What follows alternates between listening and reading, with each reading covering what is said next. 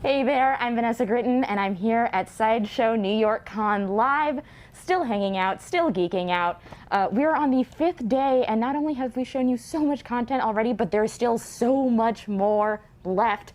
Starting with my new best friend here, Venom, a 1/3 scale from PCS, and you can check out their new website at collectpcs.com. He is remarkable. Every single detail of him is so thoughtful and so incredible, from like the little trails of symbiote behind him to that tongue on his face that we all know and love that has so much character for it, whether it be taunting a enemy up close or getting to the bottom of a potato chip can. So many uses. I'm just losing my mind at the sheer scale of this. It's incredible, and you can actually get on the RSVP list for it at side.show/con. Now, we're just going to do a little magic trick here, because symbiote works that way, and we're just going to show you the two sides of Venom, because he has nuance. He has nuance, folks. And there's that closed, toothy mouth smile that looks so detailed in the teeth. I really love the gloss on it specifically, where you just know he's like salivating mid-battle. I'm going to continue checking out this Venom and fogging up my glasses over it. We have a very fun playlist for y'all coming up, but after the playlist, a more fun behind the scenes, sketches, you name it. I'm going to be hanging out in the booth with Paul Hernandez while we lose our minds over some of the very, very fun statues, toys, and collectibles we have back there when we return. Wow! Would you look at that? The Big Apple!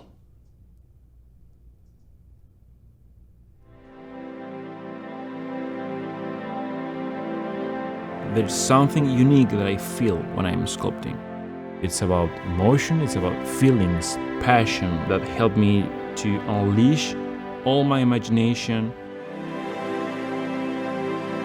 This job gives me some unique feelings that all the things that I did in the past didn't give me. But getting there wasn't easy. In Argentina, things are a little bit different than the US. I grew up with my brother, my mom, dad. We have a house with no floor, no windows. That moment was very hard for the whole family. But at the same time, I have happy memories. I draw my own comic stuff. I wasn't too good in arts. I didn't know how to draw properly. I realized that become an artist as a profession will be almost impossible for me because I didn't have any of those natural talents. So I said, okay, I will need to pick any profession. Since a kid, I like technology. My father asked for a loan from the bank and he bought my computer. And I said, when I grow up, I want to become a computer something, anything related with the computer. I remember that I chose engineering. I studied for a year and then I realized that that wasn't for me. You try to look to your future and you see nothing. I've been with the same person almost for 18 years, my wife. At that moment, she was really helpful to me because she was the one that was pushing me all the time to not abandon my dreams. Even if at that time I didn't know exactly what were my dreams, she saw a kind of sign, 3D courses, maybe you want to try with this. And I said, okay, I will try. I started making some 3D stuff. I applied for an architectural visualization job. I have my first important title, it was technical director. I feel like, okay, maybe I'm in the right path. And then 2008, financial crisis. And all our projects go down. And I lost my job. So what I do now, it was so difficult, because it's like, okay, yeah, I want to be an artist. I did it for several years. But now I'm not anymore an artist. All the people surround me told me, okay, Daniel, if this is what you really want to do in life, don't leave it.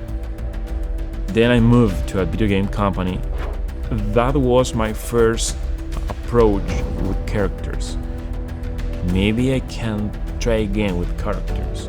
I tried and I failed. I didn't know anything about anatomy, proportions. That company left the country and I lost my job again. I said, okay, maybe again I can try sculpting. But this time I need to read things about anatomy, start learning. I will try to do the things in a better way. I opened ZBrush and I started sculpting and I giving form, shapes. In my face was like a smile is appearing. What I'm feeling now is like it's something unique. After so many tries and practice and studies, I made the statue. Thanks to that, I received my first job in this kind of industry.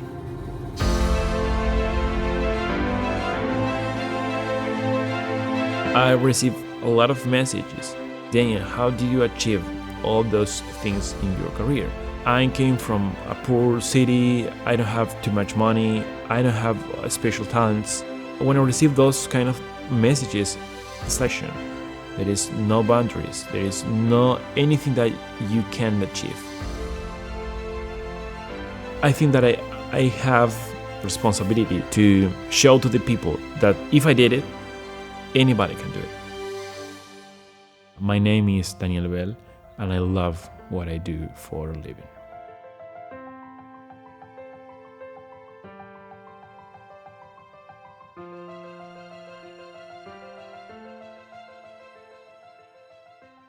Hey guys, what's going on? Welcome to another Sideshow unboxing.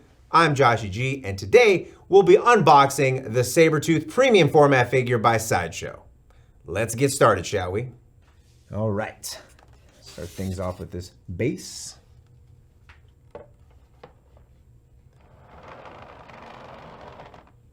Here you go, some rocks covered in snow. Next up we have the body of Sabertooth. And he fits right into this keyhole that is placed inside of this log. There you go. Next up we have his claws. There's one, the left one. And now the right. Boom. And finally, we have his head. Long hair and fangs are showing.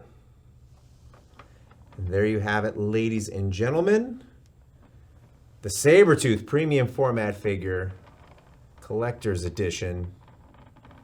Sabertooth jumping into action. If you're fortunate enough to get the exclusive edition, it comes with a different head. This head has shorter hair and a fun smirk. And there you have it. Sabertooth, different head, same action.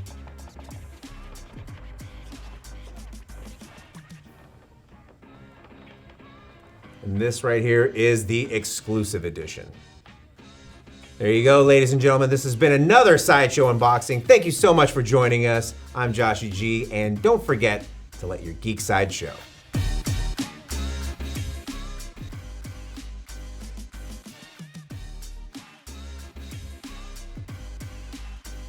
Hey everyone, welcome back to How to Be a Poser. Today we're riding into battle with the Sideshow Luke Skywalker 6-scale figure and the Speeder Bike 6-scale figure. Let's get started.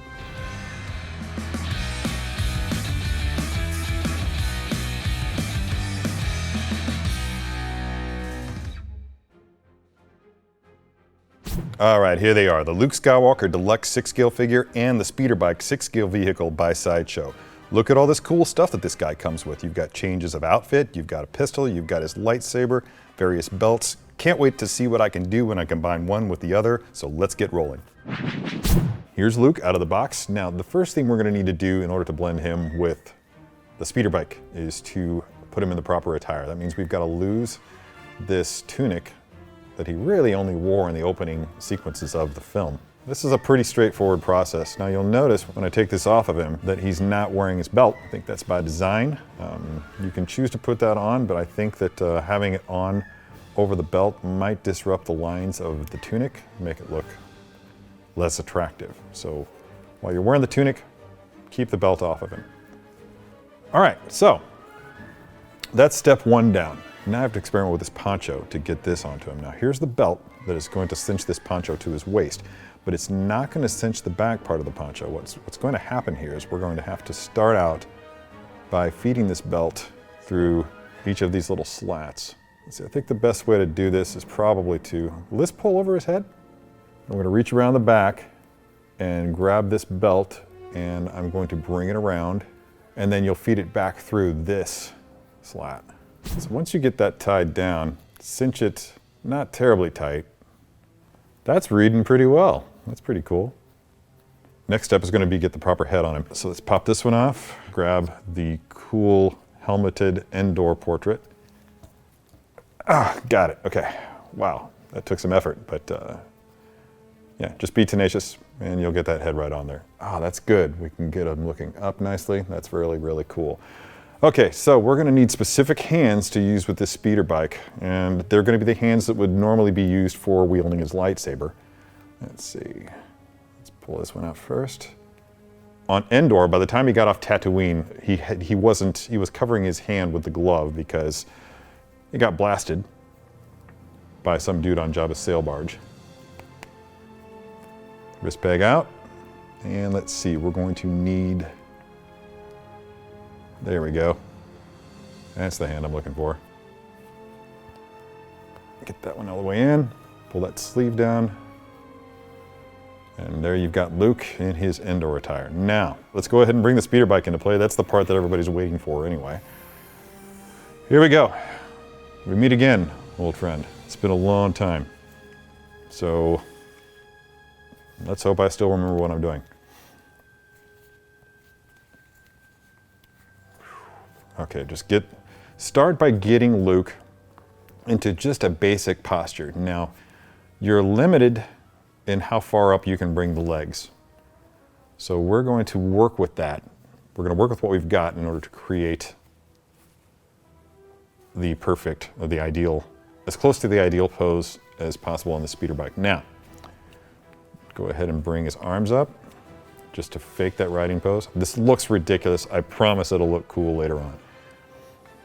All right, bringing him over the seat, drop his feet down into the, okay, now you can see right away the first issue we run into here is because of the way that the legs are spread, the feet are also kind of pointed out in the wrong direction. So just kind of hold on to the leg and rotate the foot inward so that you get the perfect position on that speeder bike. Now, I need a little help from Luke supporting him here, so I'm just going to go ahead and get his hands onto the handlebars. Be really gentle. These things are small plastic, and you don't want to damage them. Now, these hands are very, very pliable, so this is actually a lot easier than even I could have hoped. Let's come around here now. Again, just like the other side, we've got that boot that's just not quite on square, so grab the top of the boot, rotate the bottom foot, and let it find its home right there. Basic pose is dialed. Now, what you're noticing here is that when this was designed by Sideshow, this was designed to accommodate the Scout Trooper, and it does so admirably. So you're just going to have to tweak, and every time you do a tweak, you're going to need to just adjust everywhere. Tweak this side, something's going to get moved, you got to swap it over to this side, and then just gradually, ever so gradually, you will get Luke to move further back in the saddle, and that's going to be your ultimate goal, is to get him as far back in the saddle as possible, just to give him a lower profile.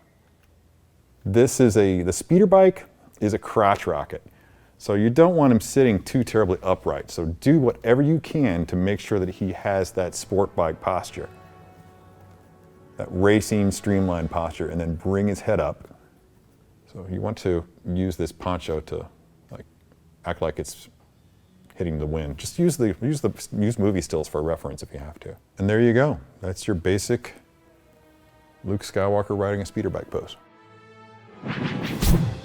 We've known from the beginning of the saga that Luke is an amazing pilot, and we saw evidence of that in A New Hope with the Death Star trench run, in Empire Strikes Back with the Battle of Hoth, and in Return of the Jedi during the speeder bike chase scene.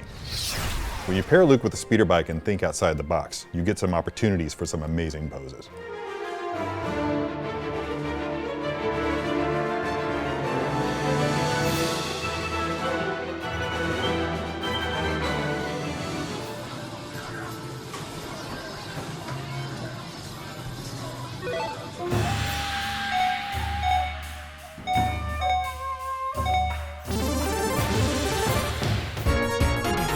USA. Round one. Fight.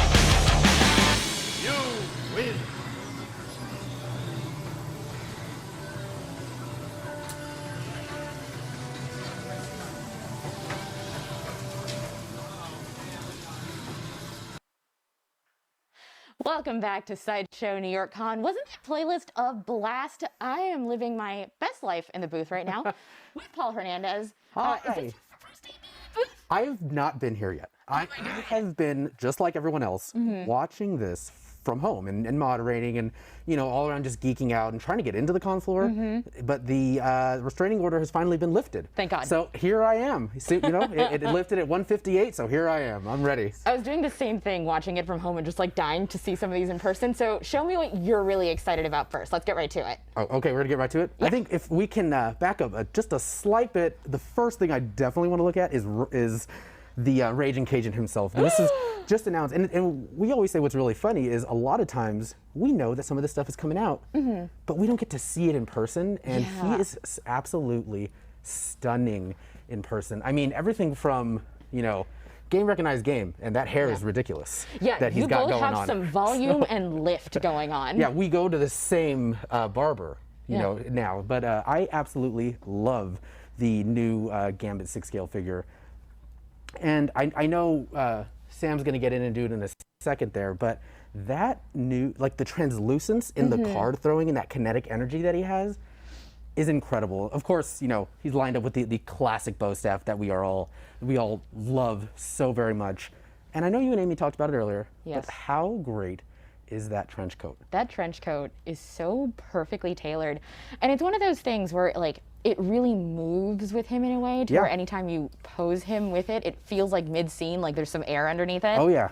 Like if you're gonna throw cards at someone and you are gonna, you know, be Gambit, you might as well dress nice too. Do it in a trench coat. And he is absolutely beautiful. I love it so much. And I think like how greatly dressed are the X-Men here? Look at they're all very Scott's jacket too. I mean, he's got a great jacket. Look at his shoulder armor there. It's Everyone all very looks timeless. great. And of course, you can't style Magneto there. Yeah. Of course. But when Sam's done showing that off a little bit, I definitely want to show that guy over there. Yeah, that guy earlier that captured all of our hearts and minds. I specifically with Gambit, which is a character that I have like a lot of fondness for. You can tell when somebody loves who they're designing, who they're making, and who they're painting, and a lot of that has been put into it. I adore this character. And it's very evident. And I mean, it doesn't matter what iteration of the X-Men that you're a fan of, that Gambit is wonderful. So all right. There's something you want to see that we covered this morning. I want to see it too. I want to see it so bad. And now we have new information. Yes! We do. So I could not wait to get in here and look at the Batman Who Laughs premium format. Newly shown off and announced today, of course. I believe you can RSVP for it, if I remember correctly, at sideshow.com/what's new, I believe it is. But it's there, and we just announced it today. But this, coming soon. Thanks, Sam. But, clearly, I'm just very excited. But this statue is fantastic. I mean, everything from that, like, almost, you guys had mentioned earlier, almost like a Sauron-esque sort of like helmet that he has. The way it builds up to the bat ears that we know, but twisted. Exactly, like a twisted version of Batman in every way, shape, and form. And of course, he's outfitted with his. It's sort of like a construed. I'm sorry, a batarang that he has that he's kind of fashioned into a scythe. That's more along the lines of the Villains Arise story arc. I believe that's like 2018. But the star, the unspoken hero of the show here, I'd say, is this incredible base. What a story that base tells. It sure does. So, people had speculated about who are these characters, because we definitely have 3 characters on the base here. I think earlier, because you guys didn't have the information at the time. No, we were just kind of speculating wildly. Right, and they were fantastic guesses. Thank but you. For people who don't know, much about the Batman Who Laughs, very, very long story short, he is Batman who has a bunch of Joker toxin in him, and then he lured the Bat family into the Twisted Batcave and killed all of them. And so that's why we have just learned, and I had guessed that these 3 faces, this is going to be Barbara Gordon here. Oof.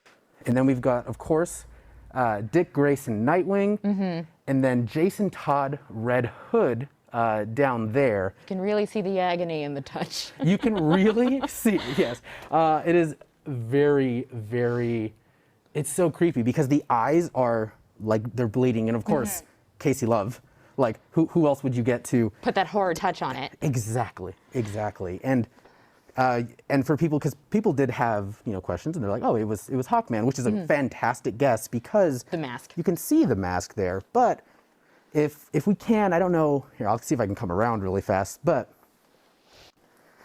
you have half of the broken Red Hood mask on this side right here, and then you can see Jason Todd's face on this side. So that is Jason Todd, and we know that because we did get word from one of the project managers. We went to the source itself, and they told us what 3 pieces were there, or what 3 characters. I'm sorry. One of the things I really like about this characterization specifically in terms of like how do we mix the Joker and Batman is the straight jacket to bat cowl mix up amalgamation. That's a smarter word for what I want to say. Yeah, and it's the Batman Who Laughs is an incredibly terrifying character. I mean, he's relatively brand new. He was just realized in 2017, but he's had so much wear and tear as a character since 2017. He's been in and out of events. Of course, right now he's the main antagonist in the Dark Knight's Death Metal arc, and I mean, I think this is something that would definitely make Snyder and Capullo very, very proud because it is as horrifying as they imagined. And the Batman Who Laughs is supposed to be horrifying and supposed to be everything that Bruce Wayne and Batman was afraid of being this evil, twisted version. Yeah. And then it's realized in Negative Earth 22. It's such a testament to like the craft in it on its own that we're in this brightly lit room filled with like toys of many colors. But it still feels like it came out of that universe. Yeah. The way the color and light that it captures feels like it came off of the pages, and we're in that kind of Gotham. Right. Just by looking at it, no matter how much light is cast on it, which is just remarkable. Yeah, no, that's an excellent point. And I love that the colors and the intentional bleakness that is in this character. Because if you can see color on the Batman Who Laughs, if you can see a smile, it's already too late for you. Yeah. So it's clearly already too late for us, and I think Sam too. Yeah. Because so we're losing our minds now. We're looking right there. Sorry, Sam. I think you're next. You're closest. But yeah, I've gotten so close to this thing. Yeah. Practically touching my nose to it. And like we were mentioning with Gambit is another one. I knew it was coming and I hadn't seen it. And I'm so glad and so happy that I get to be here and look at this. But we're not done with DC. No, let's go deeper into DC. I was told I was brought in to talk some DC, so let's do talk it. DC. Okay, let's start here with the Flash premium format figure.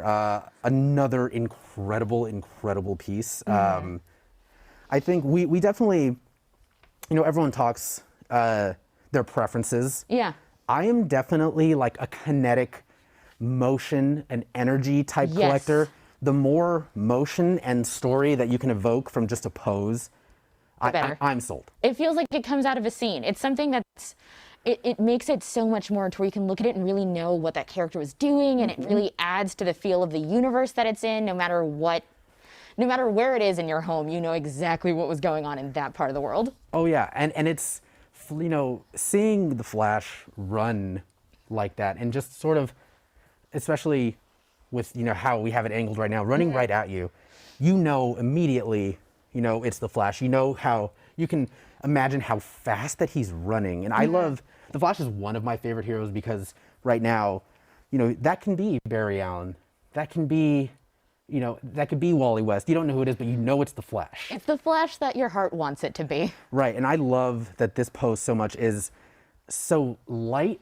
The ground's moving underneath him in now. a way. And yeah, exactly. You can kind of see it almost looks like he's kicking up the road, the tarmac back here. And again, just incredibly well done. Of course, as everything does. I mean, as we'd like to joke, this Sideshow company, they're going places.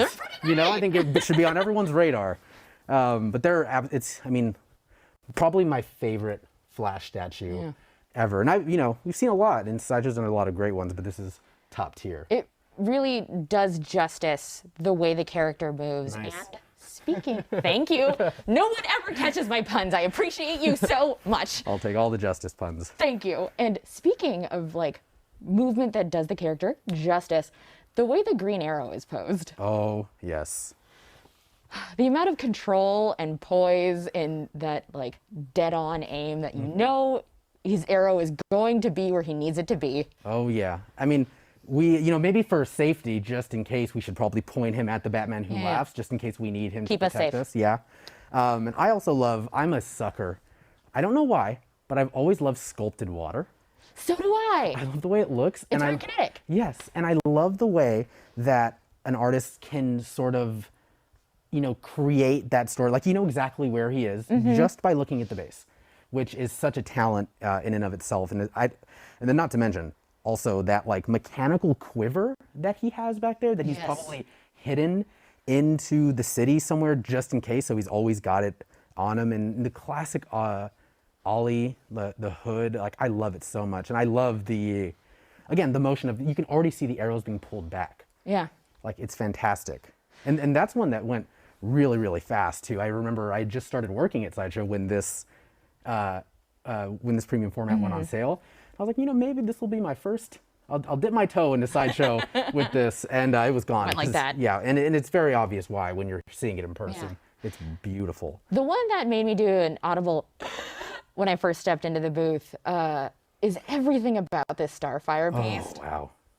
I put a D at the end of piece, don't know why. Got real happy. I love that Starfire piece. It's beautiful. I mean,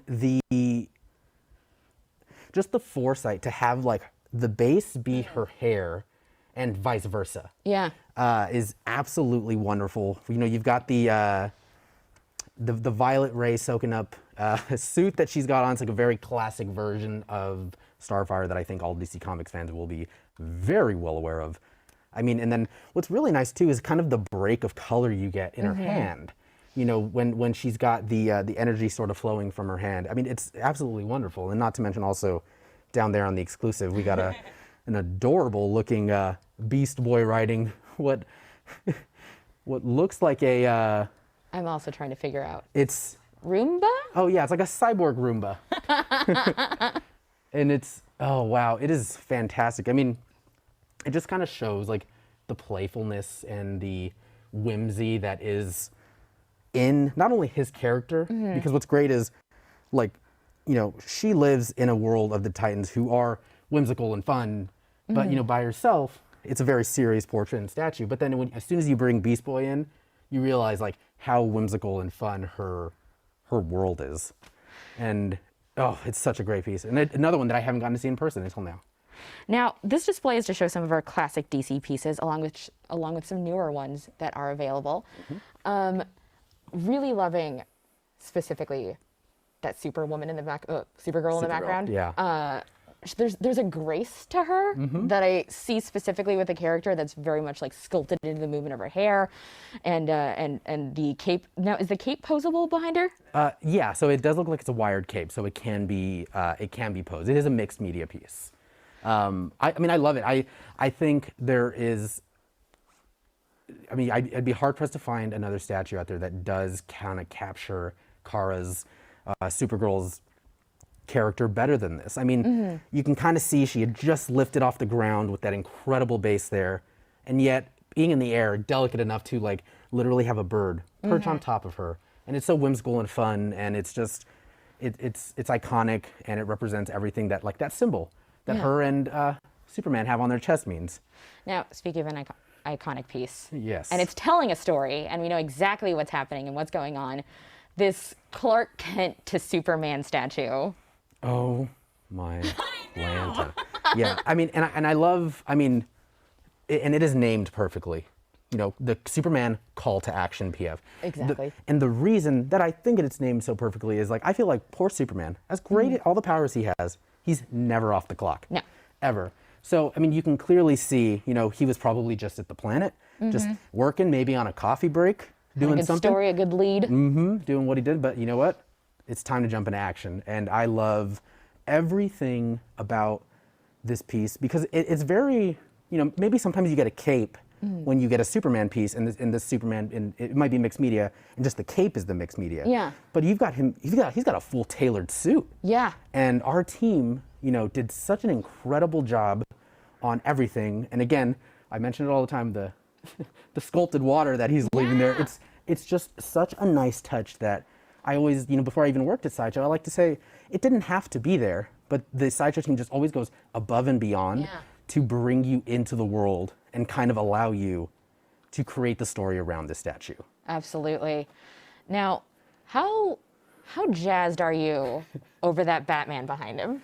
Oh, well, I think I'm more excited that Batman's behind him than Clark is to have Batman behind him. You know, you never know. So, I mean, this is another wonderful, wonderful piece, which I believe we did just release the variant for this piece. Oh. And that was the modern age Batman, where he's got like the blue, you know, it's kind of the lighter suit. I kind of looked at it as more of like the post New 52 era Batman. That's how I'd kind of seen it. But this particular version, again, of Batman is so iconic in that really dark, brooding suit, but it's also so functional, and I love how weathered it is. Yes. And you can see, you know, he's on the top of you know, it looks like Amadeus Arkham, so maybe he is in the grave cemetery somewhere. It looks great, but again, that cape. Yeah, and he's got such a good weight to him. Yes, and he's a very, you know, healthy superhero. Heavy boy. Yes, and you know, having that batarang in the right hand, which I love because that is a take on a batarang that I think a lot of fans will appreciate, because if you love like some of the Arkham games, that's kind of more along the lines of what You're used to playing with. yeah, and it's more of the mechanical batarang, and it's also an homage to a lot of the classics. So it was a great, like, they married those two worlds together really well for that particular statue. I am really astounded by the molded fire at the base of this Wonder Woman piece. Oh yeah. Just because you can kind of see like where the highest one in the back and the lowest one, I mean the highest one in the front and the lowest one in the back, where you can kind of see in what order they're all lighting around her, so you can like tell what's happening in the battle. Like you were saying, more motion. Yeah, it's more immersive. And I mean, this is another fantastic piece, and I do believe that.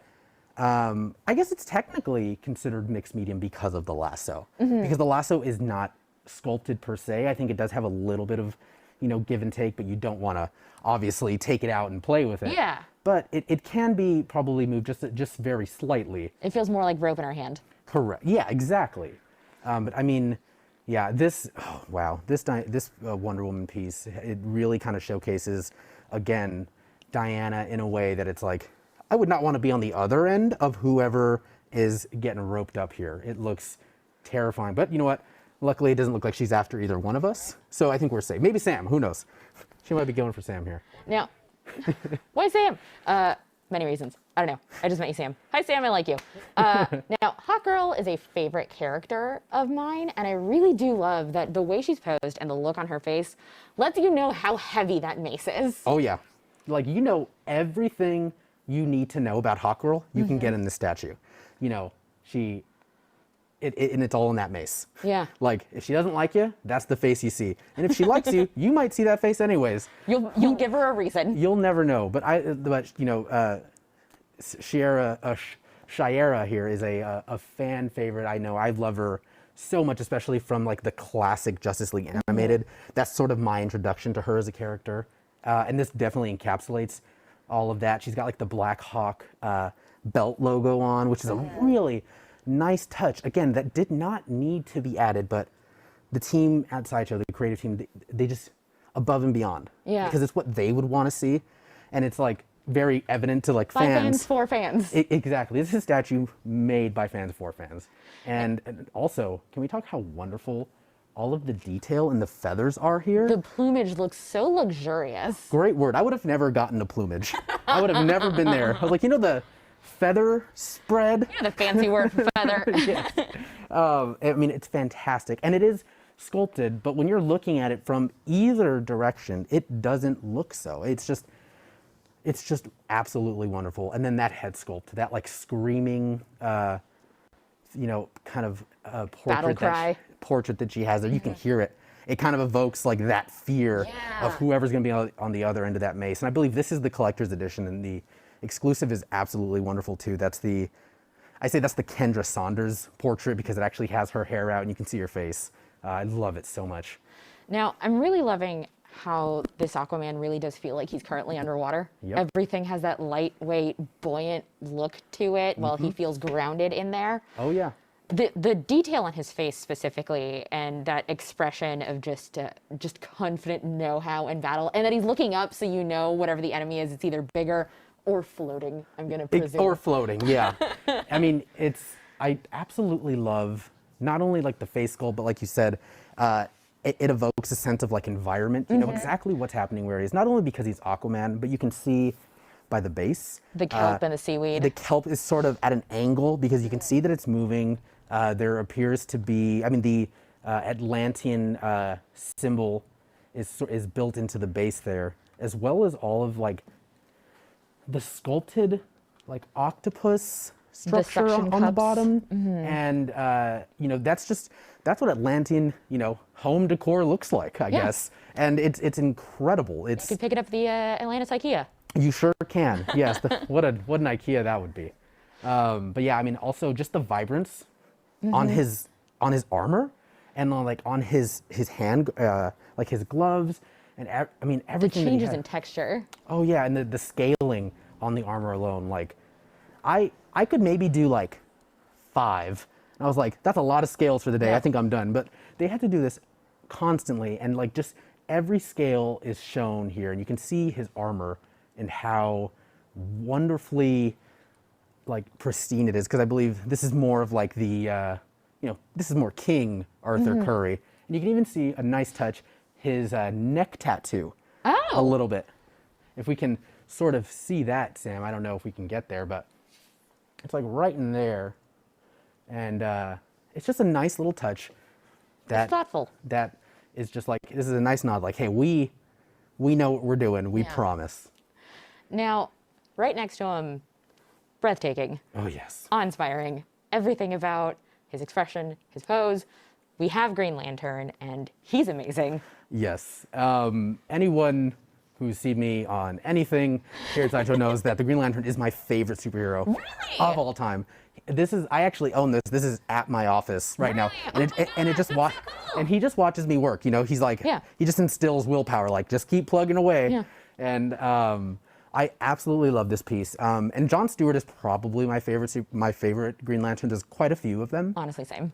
But mainly because of like, he's not only like military minded, but he's an architect, and that, you know, that those two sides of him marry so well when being a Green Lantern, when like He's very balanced. Yes, and you can literally have anything that you can create constructs at all times. So who's better to create constructs than an architect? Yeah. And so that's why, like, to me, I think John Stewart, I mean, even in multiple comics, I mean, if you guys want to just sit here and talk comics for the next 10 hours, we can do that. Maybe, We will. Yeah, maybe next Monday. They'll have to drag us out. Yeah, we've got a lot of Sideshow New York Con to go, but, you know, everyone has mentioned that in these comics that he is the best Green Lantern. He's the best leader because he can just create everything. Yeah. When he creates structures, he creates the nuts and the bolts and everything that doesn't need to be. And you can see it in the sculpt, like that gun, that plasma gun that he's shooting. And just a nice touch on his right hand, you can see it's sort of green. There's like a green hue around it because he's carrying the construct with him. I mean, this is a wonderful, wonderful piece. And you can see even on the base there, the sort of the green will energy in and out of this rocky alien landscape that he's on. It's wonderful. And then of course, I think this is one of my favorite iterations of like a Green Lantern suit. And I love just like the choice of green. You know, normally you get some Green Lantern, it's like really, really bright green. Yeah, it tends to pop a little more. But this definitely looks like something John Stewart's like, that is what I want to wear. Yeah. And that looks fantastic. I mean, Much more wearable. It's such a favorite piece of mine that it literally sits and watches me work every day. I love that you have this in your office. That is so cool. Yes, he is wonderful. Now, something that I want to have in my office, and I'd love to check out with you a little bit, because we just saw this earlier, is these PCS Street Fighter statues. Oh, wow.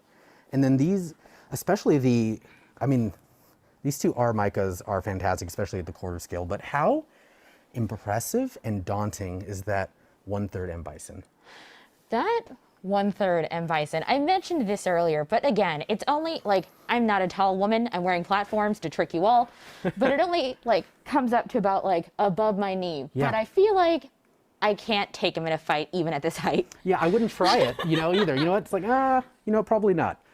But I mean, I just love everything. Like, you can see sort of that, like, the psycho energy sort of just Spilling through his fingertips. exactly. Spilling through his fingertips is a great way to put it.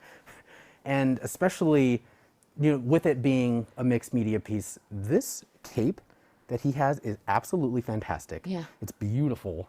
And I mean, just the cut and sew on the entire piece is so regal. fantastic. It is so regal. I mean, and I'm not someone, and I'll be the first to say it, I don't know everything that there is to know about Street Fighter. Not even close, but even I know who M. Bison is. That's how iconic of a character he is. And PCS did the perfect job in kind of showcasing, like, you know exactly who this is, but this is our version of this person. Yes. And that's such a wonderful, wonderful thing to do, that they do all the time.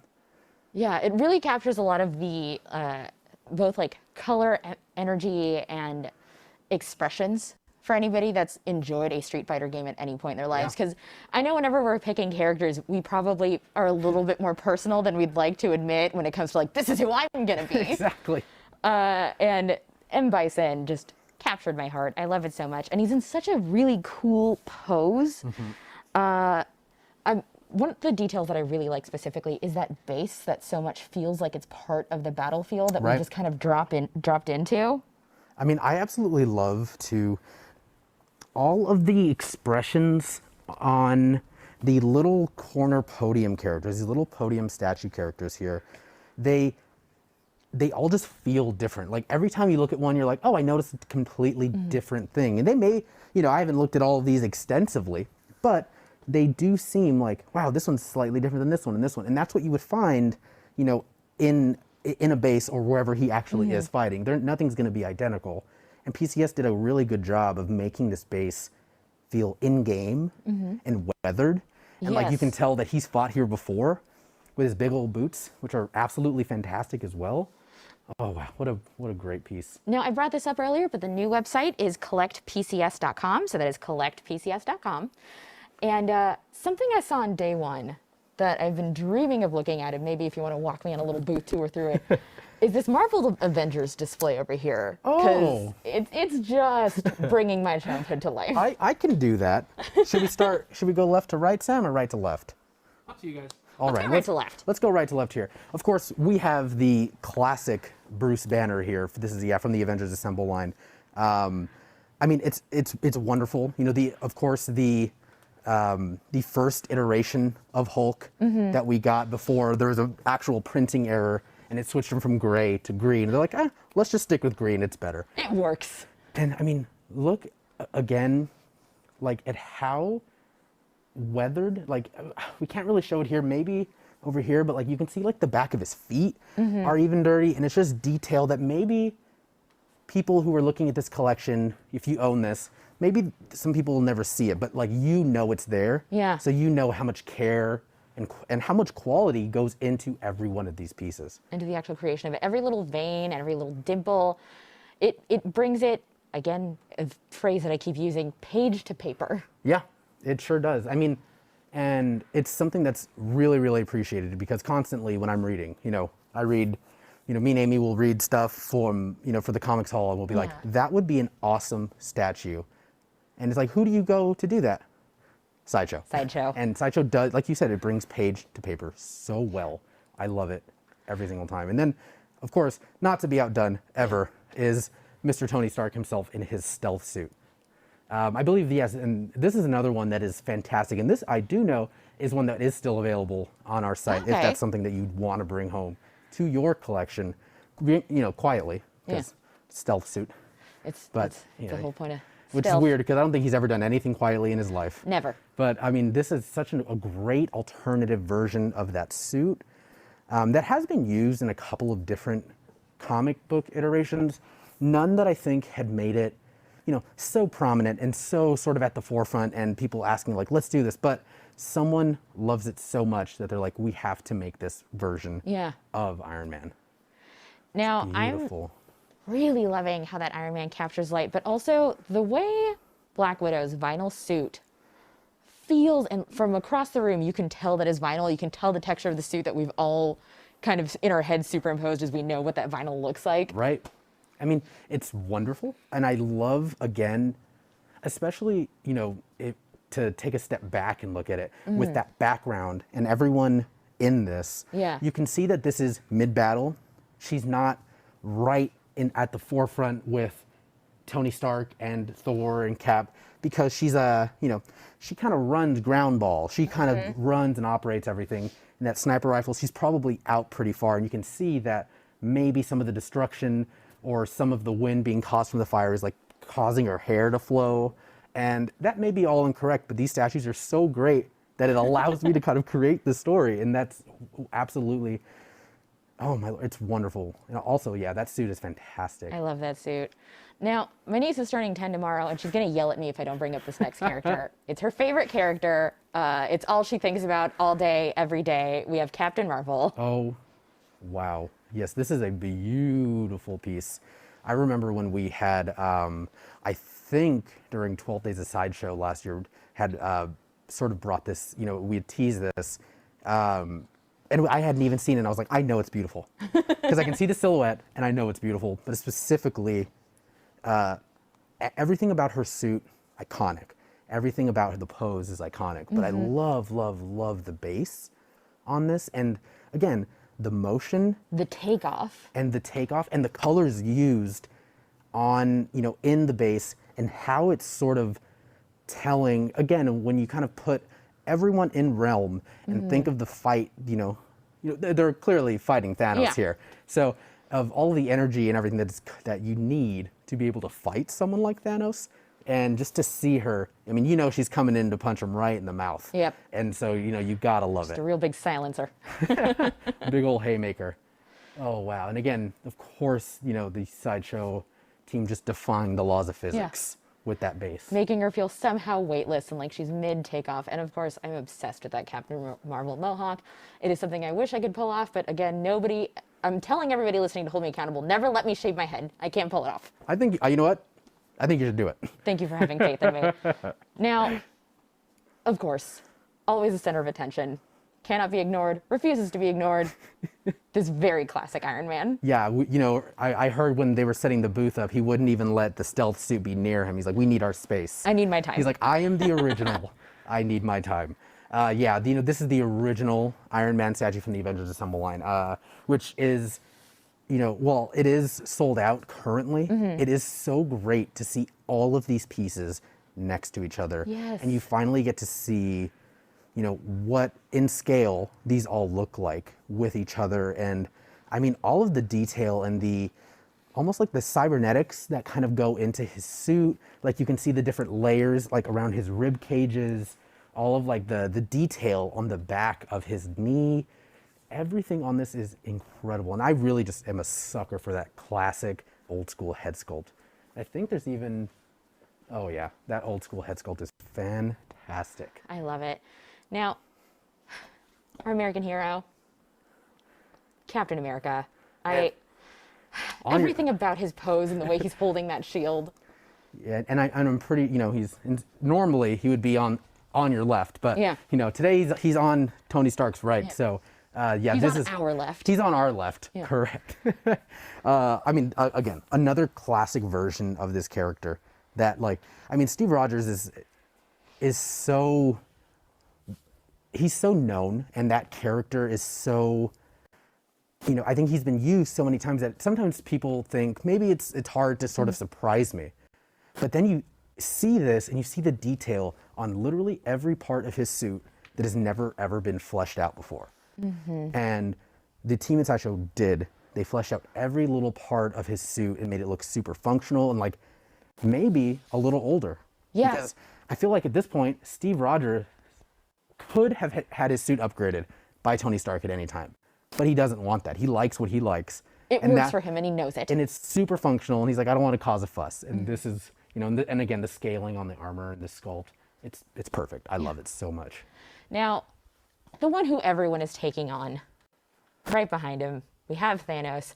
And it's that Thanos blue and gold that I feel like if you did a minimalist image of Thanos and you had that specific shade of blue and that specific shade of gold, you know who it is. Exactly. Like if you're super blurred, right? You glasses off and you're like, you know who it is regardless. Yeah. And of course, at the very forefront, not only is that evil grin that we just all love to look at, but even before that is the incredible job that was done on the Infinity Gauntlet. Yes. I love the way the Infinity Gauntlet looks like because... the way it's posed. Well, I'm pretty sure that the gauntlet doesn't light up on this statue. It looks like it could. And that it just pays so much, you can pay so much of that to the team. Yeah. And they created it in a way that made it look like it could be, it could light up. I mean, hopefully if it's in your house and it starts lighting up, I think time's about to be erased or something. So maybe call one of the Avengers if you can. But it's such an incredible piece. And then, of course, just him behind that backdrop there is oh yeah, that looks like something he would do. Oh, and I didn't notice, but at that base, correct me if I'm wrong, is that a portion of the Avengers A? It sure is. Yeah, that is the broken... maybe from Avengers Mansion, who's to know, but that definitely looks like a broken A back there. That's a great catch. I did not notice that. Yeah, it really lets us know exactly why he's here and why everyone is mid-battle. Yeah, it tells you everything that he's kind of aspiring to do. Now, oh, wow. Very in love with Thanos, but if we could just quickly take a look over at the God of Thunder. Right. Making Mjolnir look so light, which we all know is not the case. It is not. No, I mean, I haven't been able to pick mine up yet, but I'll probably figure it out at some point. Yeah, I've had a jacket trapped under it for months. Yeah. Oh, geez. That's why those bills aren't getting paid. They're just underneath my Mjolnir. But yeah, I mean, Thorinson here, the God of Thunder, he is absolutely wonderful, especially with that mixed media, that posable cape that he has. You can sort of create your own story just with this alone. And I sort of love, also, I don't know why particularly, but I like his boots or whatever, or how he's wearing those, because the little, the circles, those metal circles that are on his ankle are very similar to what's on his chest The plating plate. on his chest. And almost seems like he can give you some thunder kicks if he needs to as well. Oh, just got a fun note in. The stones on the Infinity Gauntlet do light up. Oh, they do light up. Of course. Wonderful. So you should buy it and tell someone that they don't light up, so when you do light them up, they think something's about to go down. Exactly. That'll be a good way to get your kids into bed. Yeah. It's well, if you don't go to bed, They're gonna light up. So They're gonna light up and delete cartoons. Go to bed. forever. Yeah, all the cartoons ever. Do you want that? But oh well. I mean, if we can move just very, very slightly past the incredible and wonderful Mr. Thor there, to of course the man, T'Challa, Black Panther. I love this piece so much. It moved me. And one of the coolest, the absolute most beautiful pieces of the statue is that spear to me, because it sort of like, you can look at him and you know, well, now we know as a pop culture centric world, everyone knows who Black Panther is. Yeah. But even in this, that spear is tying him to Wakanda. Yes. And Even though he's over that streetlight in the city, we know where he came from. it's like he carries Wakanda with him at all Yes. times, not only in the suit, but in that spear. And it's such a wonderful, wonderful touch. It's so expertly done. There's a lot of detail even on the spear that we can see here that is incredible. The fact that it can even be done, it blows my mind. It's beautiful. And similar to that Flash piece that we were talking about earlier in terms of like really knowing the motion of a character, the way his claws are out and the way he's mid-run, you know he's about to strike, you know how he's going to strike. The detail in like, not just the way his hand is posed, but the movement, you know something, he's about to launch at something. Yeah, he's like mid-attack. Yes. You know, it's not like a museum pose, like you know what he's doing and where he's going. Like he's all business right now. Now, I could spend an eternity on this sure piece. could. But right behind him, a character that I adore, and I really love how delicate that membrane in her wings are. We Right. have Wasp. Yes, we do. And I like that even though they aren't like purely translucent, they look translucent. They look like they let light through. And you know, whether you're talking about Janet or Hope, whichever version is, it's like it allows you to just appreciate the character of Wasp and not be like, well, it's this person or this person. But like you were mentioning, I do love the lightness, the balance that she has on that base. And specifically on that base, it sort of looks like that air swooshing motion that's happening there. And also how great those, like just the color alone on like the soles of those and how everything sort of works really well on just that all black suit. Yes. It's beautiful. There's Such still so much detail in the color of it. Oh, yeah, and And even- the way she points her toes. Yeah, and her hands too. I didn't realize like underneath her hands is yellow. That's incredible. Yeah, I love that piece a lot. Speaking of incredible, A perfect transition. That's a great New York accent. Hey, don't know if I tried. Of course, we've got the Incredible Hulk here in all of his green, wonderful form here. And again, this is the same version of the gray one that we did see earlier. This is more, I think, in the more known color scheme that everyone looks at the Hulk and they know. Personally, love the purple shorts. I love the purple shorts. I love the way the purple offsets the green. Oh yeah, I don't think there's anyone that can pull purple shorts off quite like Bruce Banner. Yeah. But the Hulk's a close second though. Yeah. Either one of them. I mean, Hulk's a close second. I'm gonna say Hawkeye's a close third. okay. I don't think he has purple shorts, but if he had purple shorts, we know it's a color scheme he could pull off. Yeah, Clint's definitely got some purple shorts lying around. Oh wow. I mean, it's an incredible piece.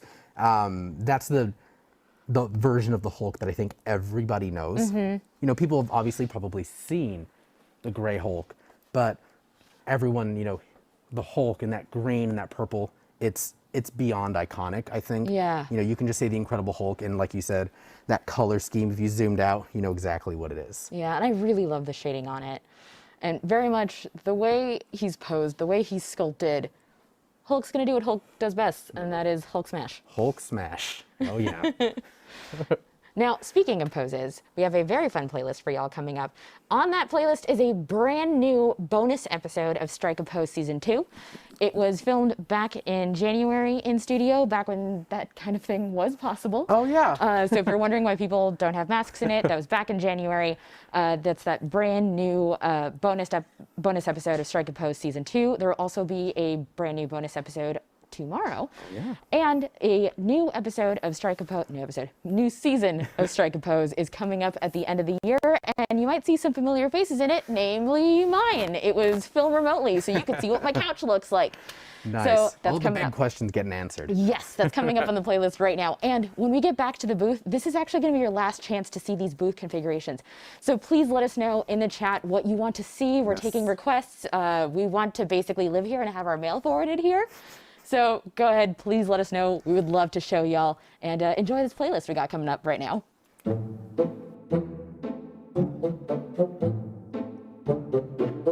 Sideshow New York Con is now closed for the day. Please make your way to the nearest exit. Sideshow New York Con is now closed.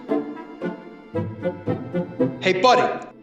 Hey buddy! You! Yeah, you! Listen, look at me! I'm talking here! It's time to go!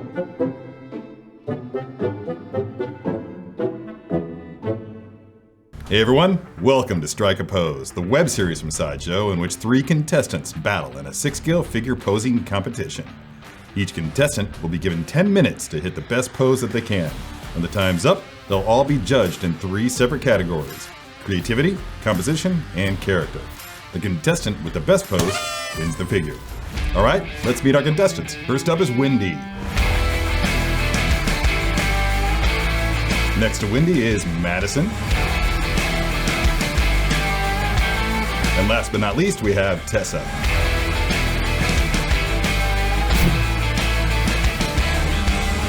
All right, contestants, the time has come to see the figure you're going to be posing. Are you ready? Yes. Here it is. Brace yourselves. Wow, this is cool. The Iron Man Mark 50 die-cast 6-scale figure from Avengers Infinity War by Hot Toys. You ready to see what you can do with this? Yes. All right, then let's get started. All right, each of our contestants is now in possession of an Iron Man Mark 50 die-cast 6-scale figure and an identical array of accessories. Contestants, are you ready to start posing? Yes. All right, let's go in 3, 2, 1, begin.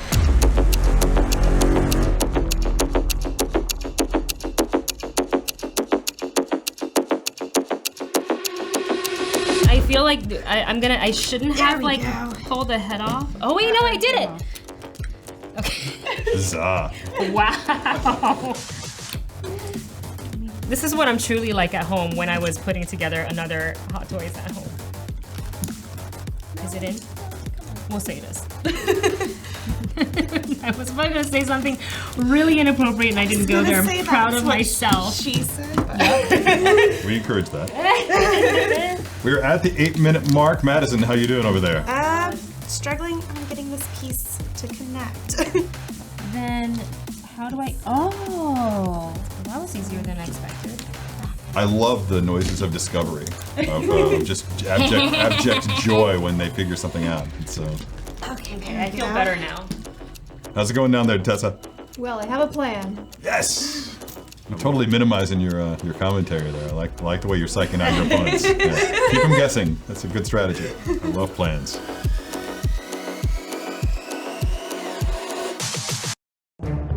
This is the part of the competition in which we introduce a little bit of a curveball. I was almost done!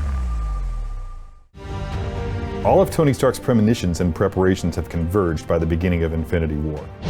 The Mark 50 armor represents the peak of his technology and that of Wakanda combined. But it's still not enough to measure up to the might of Thanos.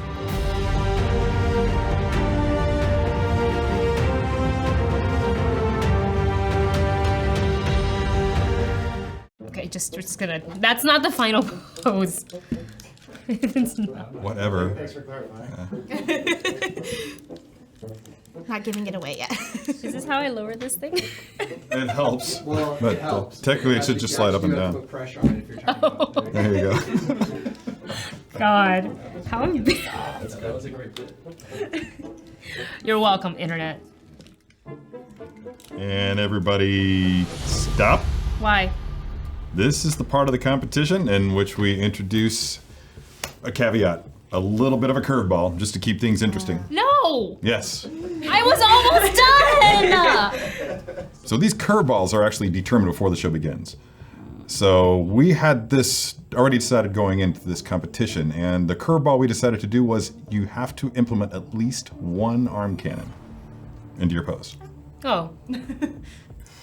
So, well done. Beginning again in 3, 2, 1, go. Okay. There's no more curveballs, right? There's not like out of 1 minute you're Not gonna be that like. you know of. I don't like that. We just ruined Wendy's day. You did. You did. I'm so proud of what I did. Madison, you doing okay down there? Doing well. I think I might have my pose. Wow, already. You're either really fast or you're really good at psyching out your opponents. Or both. Oh no. I thought you were on there. Crap. How much longer? 3 minutes, 15 seconds. 30 seconds left. Everybody should probably be dialing in the last little bits of their poses.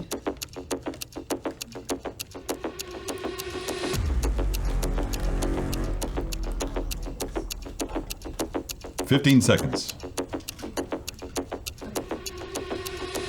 think I'm happy 10, with what I have. 9, 8, 7, 6, 5, 4, 3, 2, 1. In. That's it. Bravo, everyone. Nice work. This is a really challenging figure, so I'm just really impressed that everybody was able to get anything out of it, let alone what I'm seeing here. Hey, Wendy. Hi. Hey, welcome to the show. Thank you. All right, well, I like what you've done here. Thank you. Well, I wanted to showcase with Tony. I figure he was battling the big baddie Thanos, and obviously a worthy opponent in Infinity War. And I thought this could be the moment before the end of that movie where he's like, I gotta go all out or nothing. So he's like, all right, nanotech arm cannon. So that's why he doesn't have his mask. It's all like. Right. And he's got the back, whatever, and he's kind of like poo poo, poo poo. You're right. Yeah, he's pulling power from one part of the armor to like give more to the other, right? Yep. So yeah, that looks really good. I just have to ask. It kind of looks like he lost a hand in the battle.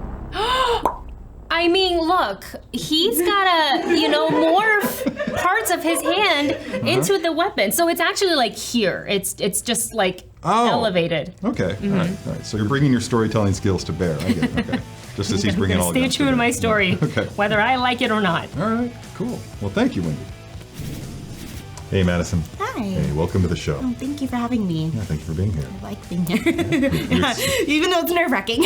Yeah, well, you had a really complicated piece to work Yeah. with here. So that really upped the degree of difficulty. But then you took it to the next level by doing something that I think is really courageous, putting him up on the flight stand, defying a little bit of gravity here. You want to talk to me a little bit about that? Yeah, so I was thinking of more of the concept of like they're just now going to battle, and so this is him kind of like getting ready to take off and head towards having machine out ready for whatever comes at him, but he's definitely trying to get some speed with using his hands and both of his feet to get to where his destination is. Yeah. All the boosters. Yes. Firing all the boosters. Yes. But at the same time, having the cannon Yes. brought up. Yeah. Because he's ready to go offensive. Yes, just as in soon case. As he gets airborne? Yeah. Okay. Just in case anything comes start firing at him, he needs to make sure that he has a straight, clear path to his target. Well, I know I already said it, but it's really brave to actually put the die-cast figure up on a flight stand like this. They weigh a lot, but it's supporting it really well. I like the fact that even before I implemented the caveat, you had a arm cannon in place. So yeah, very, very courageous all around. You made some really solid choices. I like what I'm seeing here. Thank you. Hey, Tessa. Hi. Welcome to the show. Thank you. Thanks for being on. So I'm looking at what you've got going on here. Iron Man's in a full-on sprint. Yep. Yeah. I wasn't able to see because of the placement here, but did the caveat, the curveball, affect you at all? Had you already thrown on an arm cannon? I had not been using an arm cannon, so yeah, I messed up your day a little bit. Yeah. I'm glad that I got it in, though. I did consider it, and then I took it off, and then when the caveat came in, I said, oh, I guess it was meant to be. Yeah, okay, cool. It works out pretty well, I think, yeah. This is pretty brave. This isn't something that a first-timer would typically try to do. Have you messed with 6-scale figures before? A little bit. Yeah. My kind of plan in my head is I wanted it to be epic. I'm a runner, so I definitely figured running would be... So you made it personal. Yeah. All right, that's cool. I can appreciate that. Because most people wouldn't try a running pose right away. So it's really awesome that you did it so well. So yeah, love what I'm seeing here. Thank you. Thank you. Creativity. Composition. Character.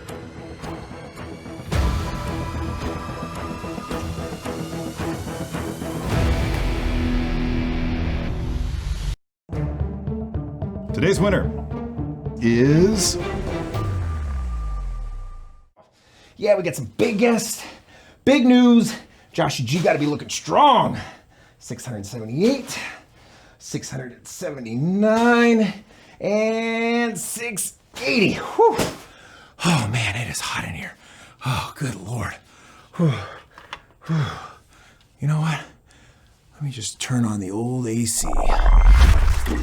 Ah, yeah, there it is. Good. All right, back to my curls. Definitely don't need the Power Stone for that one. Yeah, strong. All right, the scores have been tallied, the results are in, and for the second time in the show's history, we have a tie for second and third place. But there can be only one winner. Contestants, are you ready to find out who that winner is? Yes. All right, today's winner, with a combined score of 18 points, is Wendy. Whoa! Thank you. Congratulations, Oh Wendy. my gosh.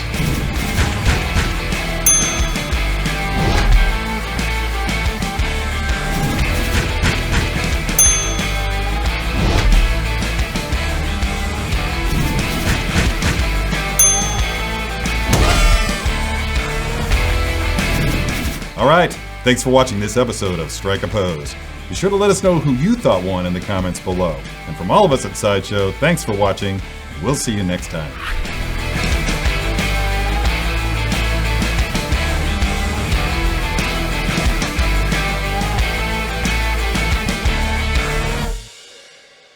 Hey everybody, it's Tracy Tabera, artist and toy designer. I hope you're having a great time at Sideshow Con.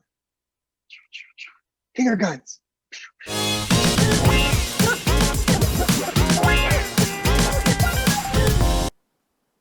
Oh, hey, I see you're as entranced with the man, the myth, the legend, Lando as we are right now. Looking deep into your eyes. We are back at Sideshow New York Con, and we want to take a look at some of the incredible detail they got down to a 6 scale at these Star Wars Hot Toys. It's, again, really unbelievable. What would you expect? Yeah. It's Hot Toys. It's Hot Toys. And it's fantastic. And I'm really glad that everyone wanted to see Lando. Again, this is a whole I want to see Lando. other section that I have not gotten to see yet. But, I mean, how great is this? Who else could pull off this like baby blue cape? Yeah. Other than Lando Calrissian? That cornflower blue. Exactly. And that hair, again, this sculpt is absolutely fantastic. I'm so, like, I'm just so...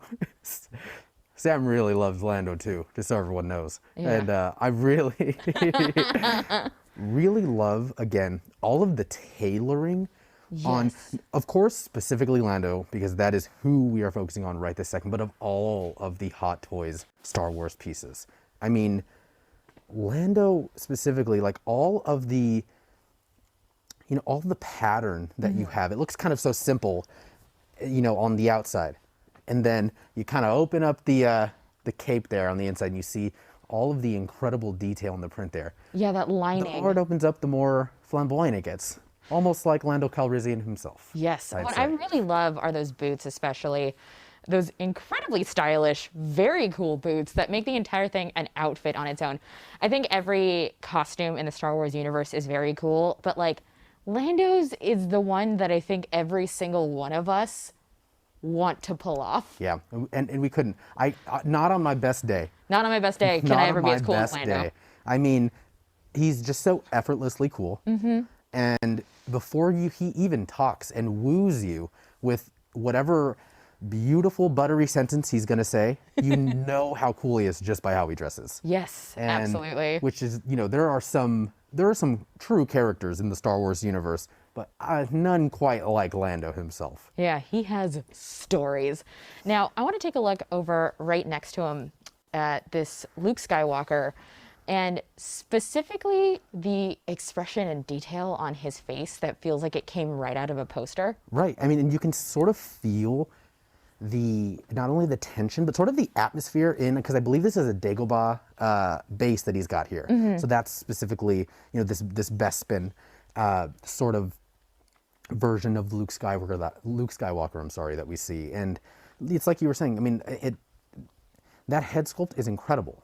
I mean, everything down to, and I'm going to say it again, if we could give everyone $1 for every time I said the word tailoring, but the tailoring on this piece is fantastic. I mean, how the fit. It is, yeah. And the Star Wars, they've got some of the best fits around. It's hard to ignore. Now, a fit that I really love, and a character that I really love, and I was really excited to actually see her in person today, is my girl, Ahsoka Tano. Wow. Speaking of iconic, huh? Speaking of iconic, it's one of those where it's so true to like the colors and craft that we know of the character, and then it's just got that Hot Toys detail on it, to where it feels like you're really bringing that character to life, and she's in your hands, and she's very posable. And it not only this particular character, Ahsoka Tano, is sort of transcended Star Wars, where everyone knows now who she is or what she looks like, even if you're not like a huge Star Wars fan. Yeah. Like we were talking before we came back, and I was like, Star Wars is not one of the things that I grew up with. I'm not like a crazy Star Wars fan, but I know a lot about it. Yeah, we were both later life Star Wars people. We were. You were 22 when you first saw, and I was 19 when I saw my first Star Wars property. And even I know who Ahsoka Tano is because she has just transcended the idea of like, hey, this, for lack of a better word, cartoony version of a Star Wars character. Like everyone now knows who she is. She's become a fan favorite. Oh yeah, easy. And specifically with the Clone Wars series, her popularity just skyrocketed.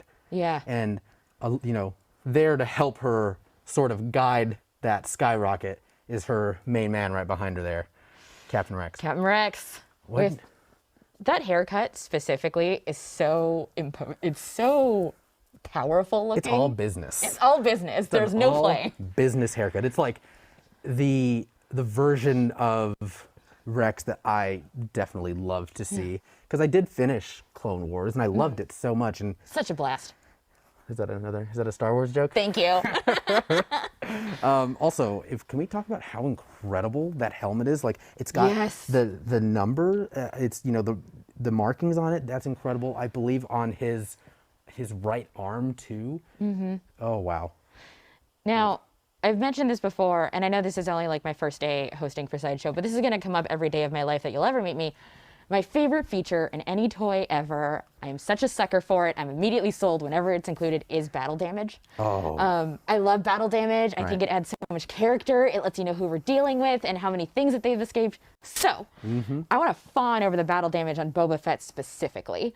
Oh, and just every little ping in that helmet with the paint rubbed off, every little scratch, every little bump, how much it lets you know how many skirmishes and how many bounties that he's taken in. Yeah. I really love the attention to detail in the battle damage on this Boba Fett figure. It's very lived in. It's very worn, and you can tell exact. It's the great thing about Hot Toys and their 6 scales in particular is even by themselves. You leave them in a museum style pose. They tell a story. But then when you get to have that figure in your hands and pose it to how you envision that character, it just sort of brings you into that universe even more. And no universe is like ripe to be brought more into than I think the Star Wars universe. And like you were saying, that battle damage is such a nice touch because it allows you just to, maybe if there's in-world stuff or if there's like a certain version that you would like to see, you can pose those together. Yeah. And Hot Toys, they know that. They listen to their fans very clearly. And that's why this piece is so beautiful. It's why it integrates to any collection so well too, to where it could be posed or put into a collection in a way that makes it feel natural to everything else. Yeah.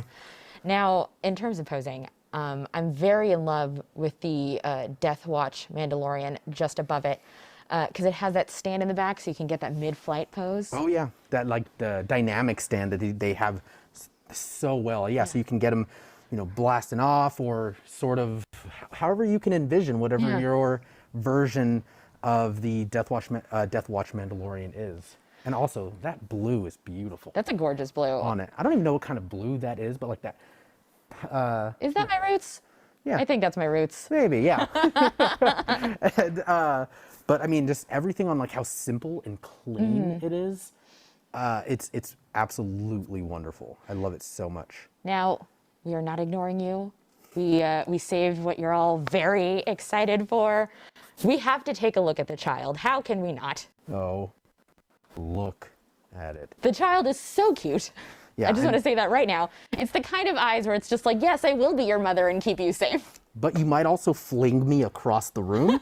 It's that level of uncertainty that kind of keeps us coming back to the child over and over and over again. And Hot Toys, as they always do, did an incredible job with this particular piece. I mean, that particular pose that we have him in now is that we have the child in is pretty iconic. Yes, it's already, very I'd say now. Yeah. You know, like I envision that, like somewhere over here, I'm behind the camera, everyone, but like I'm currently the Mudhorn, and it's great. Yeah, because you're floating right now. Because I'm floating right now. Everyone Sam just can't can't see capture it, but you're currently floating. I'm floating, and it's such a great piece, and you know, Star Wars, and again, Hot Toys specifically does such a great job with iconography, and immediately, you know, another character that has transcended, you know, the Star Wars, you know, sort of label, if you will, that you know who the child is, even if you're sort of just stepping your foot into the lore of Star Wars. And you know, there's a lot of human characters, or in the case of Ahsoka, it's someone that we usually just know as a cartoon character. But the child specifically looks so much straight out of the show. Right. And they managed to make something that is a puppet, something that isn't a, you know, person, look like it's exactly out of the show and it's about to move. And what's so great about the child is it is in this story, in the first season of The Mandalorian, that it is constantly being protected and cared for. And so when we, as fans, get a look at the child in collectible form, like all we want to do is protect the child. And it's like, it's better suited if, you know, if I buy one and I bring it home, because I can keep it safe. I can keep the child safe. Pet that sweet little fuzz on its head. I promise. Now, if you'll indulge me, I want to jump right on in to this X-Men diorama, because we looked at it a little bit earlier when we were looking at the Sabretooth and the Wolverine, but I want to indulge a little bit more on my Wolverine sensibilities.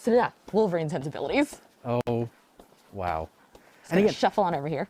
Absolutely fantastic. And some of these, it's great. I have been very fortunate enough to see some of these, but Deadpool here, and of course the newly announced Wolverine maquette that we have. Wolverine PF. I'm sorry, but I mean, let's sort of take a look first at Sabretooth here, and I do love. Not only did we listen to everyone, but they wanted to see everyone together. They wanted to see these two pieces together, because I do feel that they are best together and warring at each other. They have each other in their sights. Yeah, constantly. I mean, and I love specifically that version of Wolverine's suit. That brown is, again, so iconic, and they've done such a great job in sculpting this with that belt, that sort of red belt, that pop that they have here. Oh man, it's fantastic and vicious. And I do love too on Sabretooth that sort of big spike he has coming out of his elbow. Yeah. Which is beautiful. That snowy tundra setting is fantastic. I mean, it sort of, again, plays into like who's fighting who. You know, there's definitely more story here. And, you know, what's great about these statues is they just evoke that sense of, I get to kind of tell my own story with how how I showcase these. Yes, absolutely. I do really love the tundra scene specifically, because even in Jean Grey's hair or on Scott, you can kind of get that like blow of the icy cold wind through each of their hair. Right. I mean, it's wonderful, and having it, you know, specifically because I actually haven't gotten to see this Cyclops base either, so kind of seeing, you know, his Omnibeam or his beam sort of kind of go through that tundra and him standing on top of it, it just showcases not only his power, but again, more movement. You can hear the earth still sizzling. You sure can. And it's terrifying if you're on the other end of it. Now, one that I kind of felt, all of these I really love because I love the little details in that world, those little details in the character. But I want to take a look for me, even though I saw it online and I was desperate to see it in person.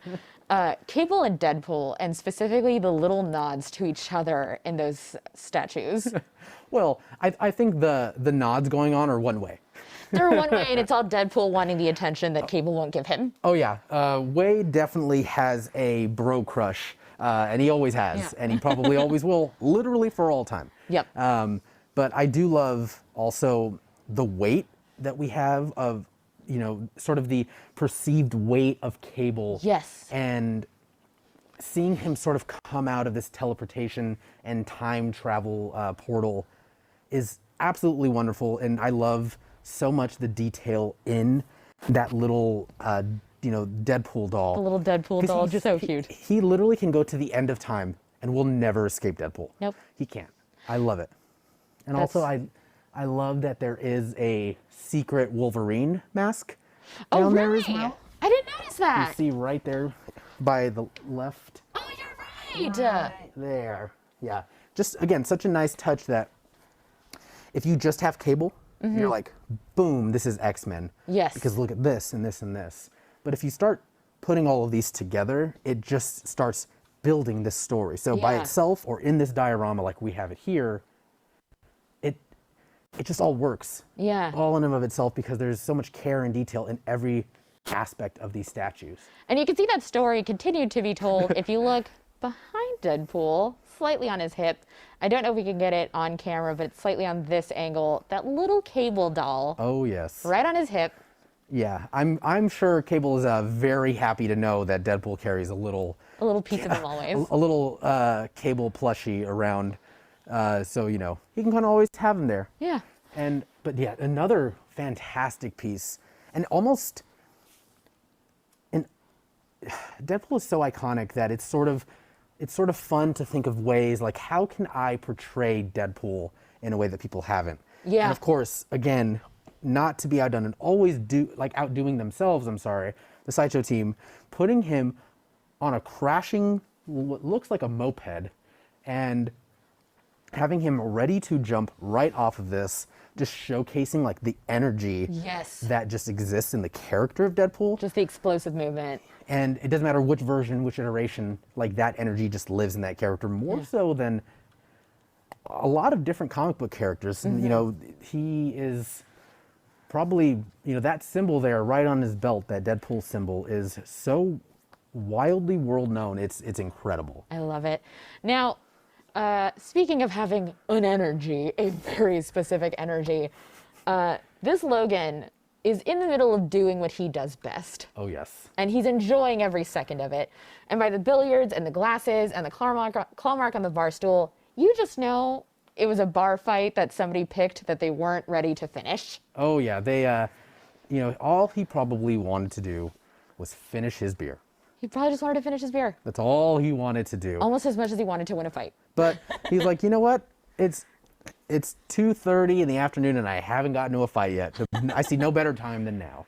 But I mean, everything on this particular statue is fantastic, because this premium format really showcases so many things that I think people attribute Logan with. Like, for some reason, a lot of his fights start in a bar. Yeah. And a lot of his fights start and end with him smiling.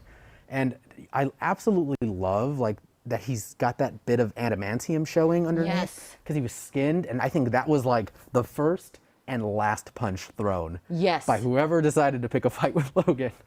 Now, as much as I want to spend all day, every day, probably the rest of my life looking at this X-Men diorama, I do want to come back to this Gambit 6th scale, just because I know we've had a few requests to take another look at it. And honestly, you don't have to make that much request with me. I want to spend the rest of my life looking at this Gambit figure. It's gorgeous. Oh, wow. I mean, yeah, we got to see this at the kind of the top of the hour, at the top of the show, I'm sorry. And like you said, we could spend 6 hours looking at him, and it's still not enough time. Not enough time to take in all of those details, the attention to the craft. I love the head sculpt, and I mentioned it before, but if you just joined us, I absolutely love that jacket. Like, Yes. how cool and iconic of a jacket. Like, how cool do you have to be as a character to have an iconic jacket? To pull off lapels that big. Yeah. You know, pulling off lapels is you know, it takes an X-Men, basically.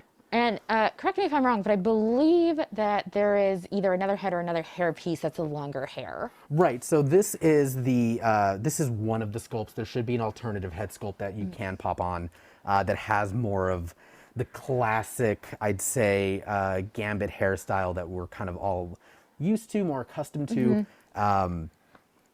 And I mean, I'm sure, and look at that, like bow staff, like just the room. I mean, this particular 6 scale sort of commands the room with how much, you know, is kind of protruding out of him when you've got the translucent kind of kinetic power that we have there from, you know, the cards being thrown, and then you have the bow staff, which is absolutely incredible. It literally begs to take up so much room in your collection. Now, by popular demand, and also my demand, I'm making the demand. I need it. I want to take another look at this Bat Who Laughs. Oh, you're not gonna get any complaints from me at all. I could literally look at this all day. As soon as we get out of here and the work day's over, I'm reading some Bat Who Laughs, some Batman Who Laughs. I mean, again, another incredible piece, and you know, breaking news that we had that we now know who is actually on the base of this incredible PF here. And we have Barbara Gordon over here, Batgirl.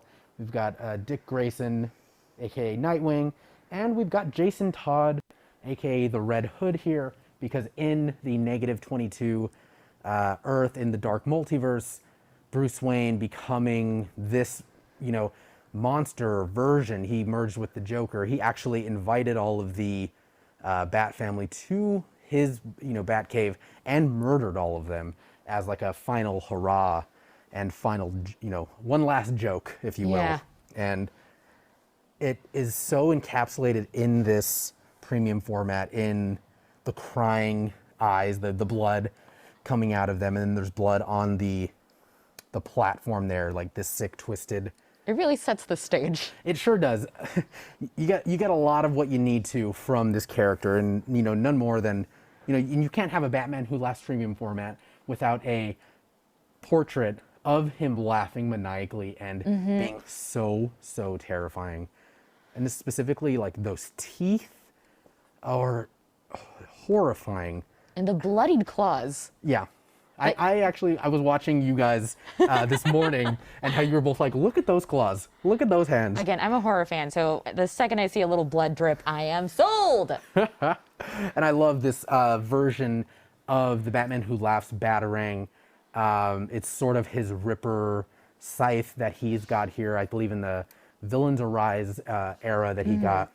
And I mean, it's absolutely fantastic. And you had brought up a really good point about how you've got this really sort of weird kind of, you know, tailoring gothic version of like his suit, and it kind of goes into a twisted version of the Batman cowl that we see. And it's so horrifying. And, you know, I don't know if back in 2017 when he was initially shown in, I believe it's Dark Days, the Forging, or no, Dark Days, the casting before the Dark Knight's Metal, before he was even anyone, no one had any idea that he was going to be this iconic, but he's sort of, he's stuck around and he's got some miles on him as a character. Already in 3 short years, he's become someone that has captivated and really thrown his weight around in the DC universe. Yeah, I'm so happy we got to take another look specifically at the Batman Who Laughs, because that was one that just kind of left me breathless, and still, honestly, same. He's known to do that. I have to keep coming back, and I have to keep looking at him. He's fantastic. Now, I believe you have a wrap-up later. I want to hear a little I more. sure do, yes. So I'll come right around. with my good buddy here. Hello, it's the voices. Hi everyone, yes. So join the Let Your Geek Side Show Facebook group because at 5 o'clock, me and Autumn will be going live to sort of wrap up the con and kind of just chat with everyone about, you know, everything that you saw. We like to just talk to everyone and talk about what has happened. Tell us what you loved, what you're excited to see. And sometimes there are some giveaways and just all around, it's good, clean fun. So we love it so much. So that's the Let Your Geek Side Show Facebook group, and that is at 5 o'clock today, Pacific. Yes. We're just as excited as y'all are, so we want to hear what got you so pumped about everything that you saw today. And today is not the last day. We have so much more new content in store for you tomorrow. More. There's a whole extra day tomorrow. Brad and Amy will be back at 9 a.m. And as I mentioned earlier this morning, there is that 11 a.m. Pacific time Frank Frazetta Jr. interview that's going to be coming up. You don't want to miss that. But again, the fun isn't over. There's more new content somehow tomorrow. We have so much for y'all in store. And I've had such a blast today. And thank you so much for taking me on this booth tour. This was Thank you for allowing me to live here now. I love it. Yeah, we live here now. So today's been a jam, and thank you so much. And remember, let your geek side show. Boom.